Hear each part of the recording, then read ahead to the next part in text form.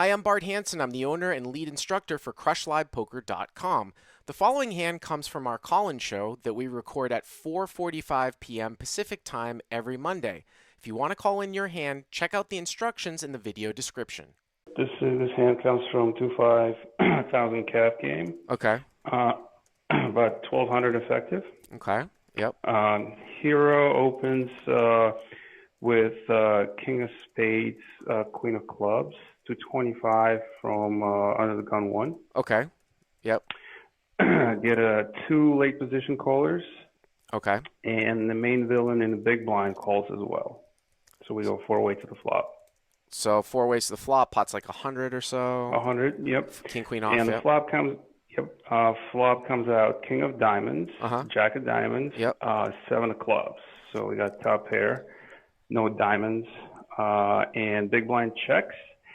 And I decide to bet 70.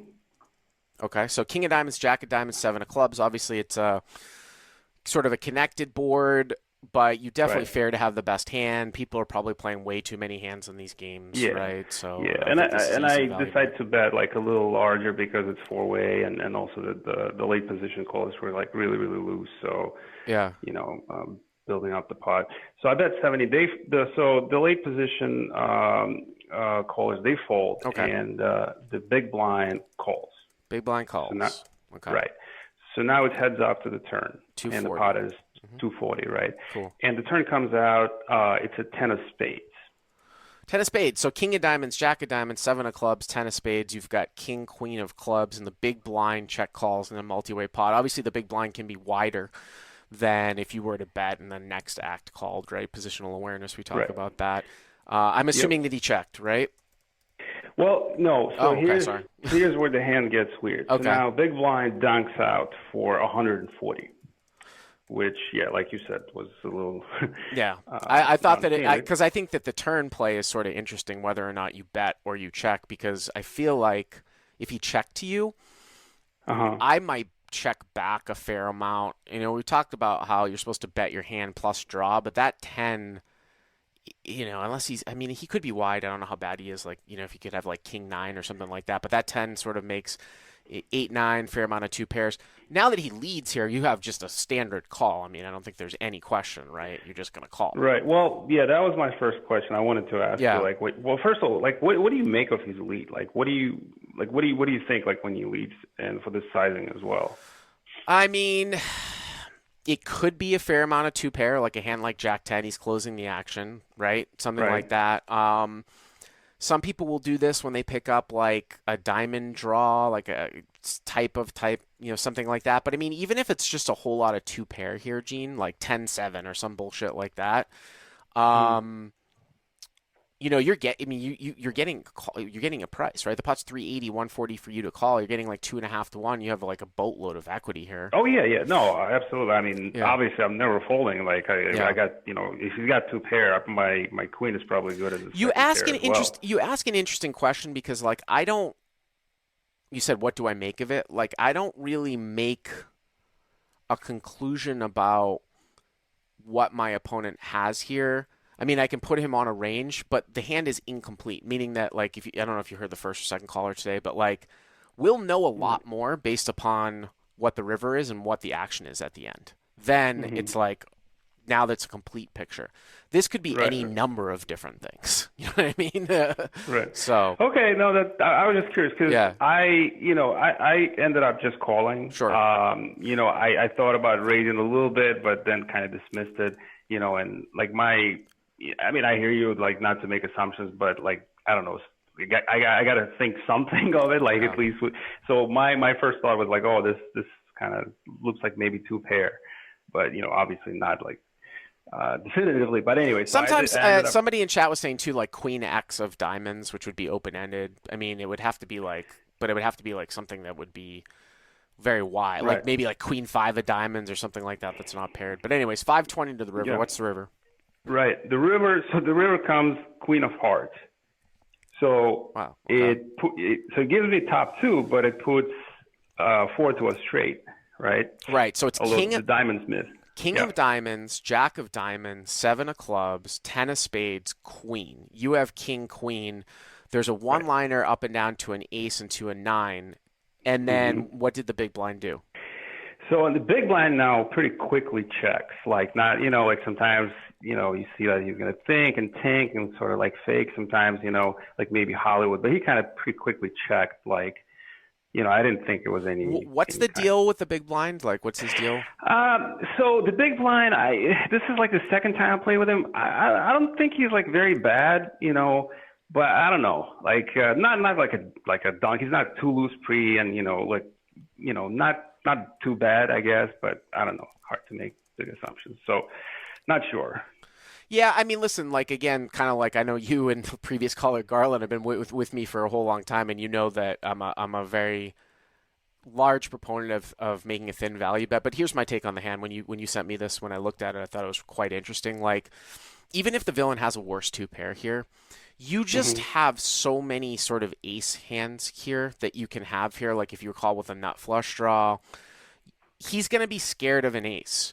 So I feel like you're not going to get called by the hands that you're trying to get targeted to call, and you're going to sometimes value own yourself against like a 9 or some sort of bullshit set like a pocket 7s that the guy can't fold, unless you're trying to turn your hand into a bluff. But I don't think that's what you're asking me about, turning your hand into a bluff. I think you asked me about value betting. Am I right? Yeah. Right. Yeah, definitely. I will add one thing that, again, I don't know if this was based on something he saw, but he did hero me a couple of times. Like last time we played, he actually heroed me with ace king high and was good. I was bluffing because I thought it was weak.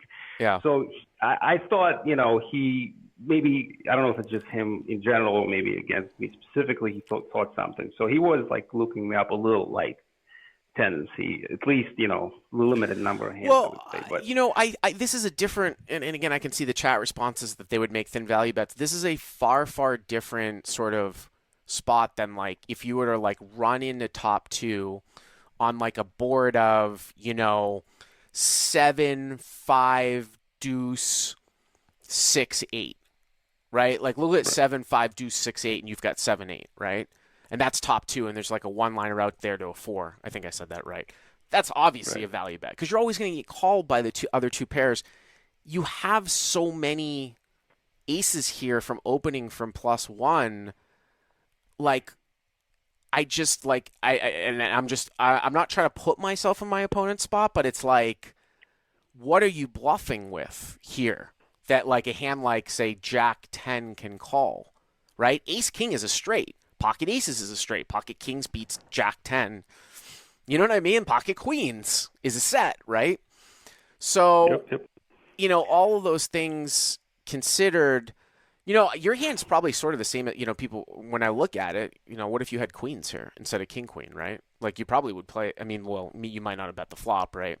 But like, say you arrive here with queens. I mean, I'll back up what I'm saying. Queens is probably the same thing too, except that maybe like occasionally you get called by like sort of like a set of 7s, but it's not the absolute value of your hand when you're looking at making a thin value bet. It's sort of the line of the hand and what your opponent will call with.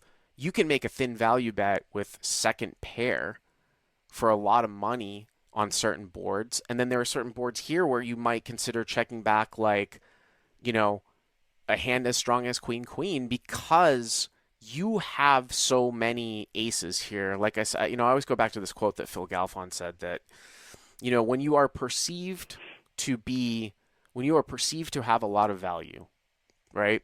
You should value bet less and bluff more. And when you are perceived to have a lot of bluffs, you should value bet more and bluff less, right? So if you somehow missed a diamond draw here, I'm trying to think of a hand. Let's say you had 9, 10 of diamonds. Oh, well, 9, 10 of diamonds is a straight. Let's say you had 8, 10 of diamonds here. Would you bluff the river? Of course. Of course you should bluff the river with 8, 10 of diamonds, which is a turn pair and a front door flush draw. Anyways, what ended up happening? What did you do? Yeah, so I ended up, deciding to go for, thin value. And I bet like small. I decided to bet 200. Okay. I mean, listen, if you want to get on board with me and say that like, hey, I can bet 100 and get called by 2 pair, then Okay, so you bet 200? Is that what you bet? Bet 200? 200, yeah, into like five. What was it, 520? I 520, still think that's a little bit on the larger side, but Okay. yeah. Yeah, and yeah, he like insta snapped me off with Jack 9.